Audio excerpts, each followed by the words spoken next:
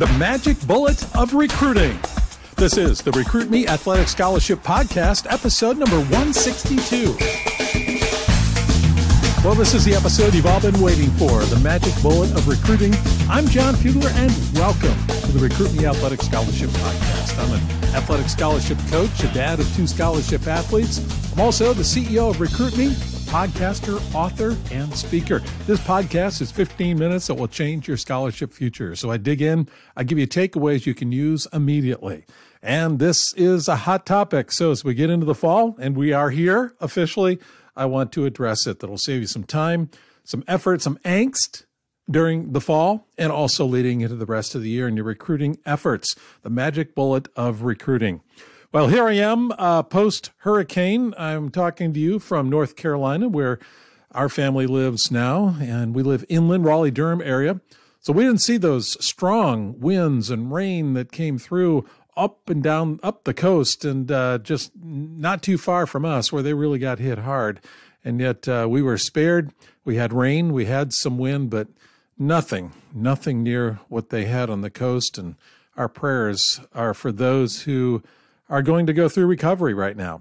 And I pray for those who are in the Bahamas, and a lot of recovery there. And people's lives were lost in Dorian. And so a lot of families are really missing their loved ones, and we're praying for them as well. But here we are, and it's come and gone, went through my area on Thursday and Thursday night. And then Friday morning we woke up and it was actually quite sunny. Well, I want to get into this episode, the magic bullet of recruiting. And, there's so many, I hear it a lot, that there's people say this one thing, this one, I guess the magic bullet. That's why I named this episode, the magic bullet of recruiting. And some of the things that are thrown out there that seem logical, but aren't magic bullets are, well, one is landing the right recruiting service. There are a number of recruiting services and consultants out there, reps that you may have talked to already, and you're trying to match up with the right one that can assure you that your son or daughter will get an athletic scholarship. And it's a tough choice because there are a lot of them out there, a lot of them approaching you. We had that happen ourselves, and you're saying, we've got to make this choice. We only get one chance, and if we get the right one, this is going to do it for us. Well, that's not the answer, because just having the right recruiting service does not get your kid an athletic scholarship. There are so many things that you have to do. All the steps that I talk about, you still have to do. Parents, athletes, you need to get involved. You need to do a lot of work. The recruiting service isn't going to land you the scholarship. You can't have an agent. So you have to do a lot of the work. And yeah, recruiting service might help. But as you know, you've seen some of the price tags, and there is nothing guaranteed. This is not a magic bullet. I've heard some bad stories as well about recruiting services. Don't say somebody's going to do it for me. There's a lot that a recruiting service can't do for you. And I addressed that, I think, 2 or 3 months ago. You can check my archives on why recruiting services are not the answer. But some people see it as the magic bullet. Another one, which seems like a magic bullet, is early verbal commitment. And we see that. We hear, in fact, those stories, they make the news. That some freshman or even 8th grader basketball player has made a verbal commitment to a major D1 school, or a freshman, or it just seems early on, and they're saying, okay, I've got the deal, so we can just stop this whole recruiting process and we can breathe easy because I know where my son or daughter is going. That's not a magic bullet. And I've heard some horror stories. In fact, really the only time an athlete can officially commit to a college is during the signing period, when they sign their national letter of intent. Go to the National Letter of Intent website, and you'll see what that's all about. Any story you see of an athlete getting an offer or committing to a school before the signing period in their senior year is unofficial. As official as the school makes it sound, as official as the parents and athletes make it sound, it's unofficial. And if you stop your recruiting efforts before your senior year, until you get that letter signed, it could be disaster. And I've heard there's so many things that go wrong between 8th grade and senior year, 9th grade and senior year, even sophomore and senior year. Lots of horror stories out there. An early verbal commitment is non-binding, and they can pull it. And the coaches can, they're not taking anything away because you haven't signed anything. Another magic bullet that seems to be out there is getting blue chip athlete status. Blue chip athlete status seems to be one that you say, well, if my kid is blue chip athlete, that means they're in. They're in. How do you define a blue chip athlete?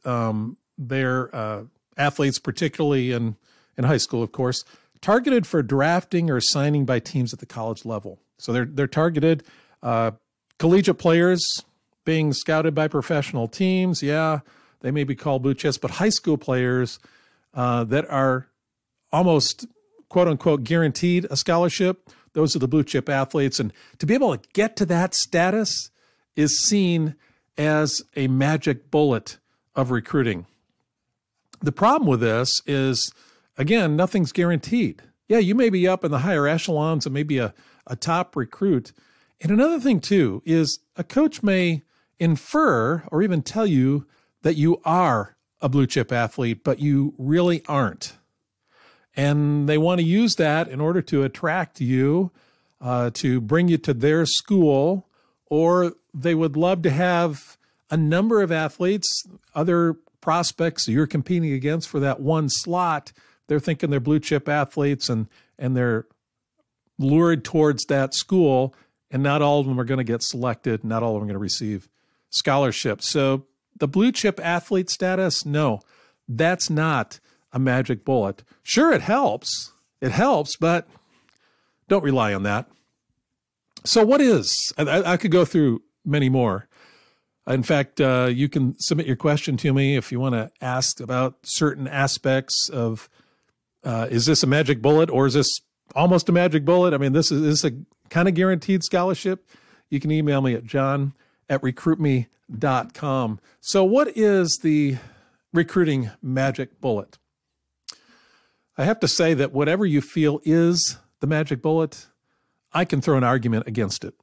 Just like I have these three, which are pretty big, pretty substantial. And I want to make the statement that recruiting is a process. And I even have said for almost 20 years, it's a step-by-step process. There is no magic bullet, no certain guarantee. That's kind of scary, isn't it? You think, I work so hard, we work so hard, we spend a lot of money to get seen, to go to camps, to go to tournaments, to get showcased. I mean, thousands of dollars, and you're saying that those things, isn't there something in there, a mix of those things that's the magic bullet? No, it just doesn't work that way. Recruiting is a process, and it takes time. And that's when I wrote the Athletic Scholarship Playbook, I wanted to lay out all these elements that come together that aren't a magic bullet, but is part of the process, part of that step-by-step process. And I hope you've found that helpful. Thank you again to those who downloaded it a couple weeks ago when it was available free on Amazon. And I encourage you to go ahead and check it out at Amazon, the Athletic Scholarship Playbook. It's a good place to start. But I guarantee that if you do certain things, and I'm not talking about 10 things, a few things, so I'm going to go through those in a minute, that your scholarship chances will rise dramatically. I'm not going to say you're guaranteed an athletic scholarship. I'm not going to say that this is the magic bullet. You got to fire a lot of bullets, and you know it all comes together. But if you do, I'm just going to name three things that I think you can retain that or go back and listen again. These are real key, but if you do them, your chances rise dramatically that you'll get a scholarship. The first thing is take the initiative. That's my mantra. Take the initiative. Don't wait to be seen. Raise your hand and do things that will cause you to be seen. Your athletic ability is not going to cause coaches to notice you in most cases. Sure, if you're like one of the top 100 in the country or even the state, maybe even the state, you don't know, then that's a great place to be in. And I guess maybe that's a magic bullet, but 99% of athletes are not there. And the great majority of athletes that get scholarships aren't the top 100. And I assume that's where you're at, your son or daughter is at. Take the initiative. Don't wait. Don't wait. This has to be done throughout the process, not just getting started, but as you are relating to coaches, as you are keeping yourself in front of them, you have to constantly take the initiative. These are busy men and women who are recruiting a lot of athletes, and you got to be noticed and stay noticed. If you don't take the initiative throughout, it's going to stall. Things are, and you've seen that happen. Maybe you're there right now where, wow, we were getting a lot of action from coaches, and it seems like things are really slowed down. I don't know why. Is it the season or what? It can happen because coaches can easily forget about you. Other athletes are taking the initiative, making contact, and doing the kind of things that keep them in front of coaches. So take the initiative throughout this whole process. This leads to the second bit of advice I want to give you is to be an aggressive communicator. What I'm saying is go after it. Don't be afraid to send emails. Don't be afraid to make phone calls. Don't be afraid to visit schools. Be aggressive in your communication. If you've got a relationship with certain coaches that has emerged in the process, make sure you keep those relationships alive by communicating. It ties in with taking the initiative all the way along. Be an aggressive communicator. Be the one who steps out first. Don't wait. As you get down the road, coaches will indicate whether they are truly interested in or not in you as it becomes time to begin making offers. However, leading up to it, you need to be an aggressive communicator, not a pest, not an angry communicator, but one who's aggressive. I mean, take the initiative, go after it, and be purposeful to communicate with coaches. They love that. The third bit of advice that I would give you to help your scholarship chances rise dramatically is know where you stand with coaches. This takes hard conversations with coaches. Again, it builds on the first two, taking initiative, being an aggressive communicator, and having the hard conversations with coaches. And maybe not right out of the gate, but as they get to know you, as they've seen your video, as they have perhaps seen you compete in person, as it moves along, you want to know where you stand in their eyes. You don't want to waste time. If you're being strung along, that's not a good thing. You want to pour yourself into other relationships and other opportunities. Know where you stand. You don't want to have ambiguity. We went through that, and if I could do it over again, I would really ask the tough questions to coaches, even if I didn't want to hear their answers, because I needed to know their answers. I needed to trim schools off my list. I talked about that last week. So those three things: take the initiative, be an aggressive communicator, and know where you stand. Now, something I want to help you out with here is my recruiting power pack. It's free. If you haven't gone to my website and picked it up yet, please, it's a must for every high school sports family. You get three things in the power pack at recruitme.com. And I said free? Okay, I meant free.